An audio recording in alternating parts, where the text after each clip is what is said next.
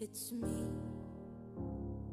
I was wondering if after all these years you'd like to meet to go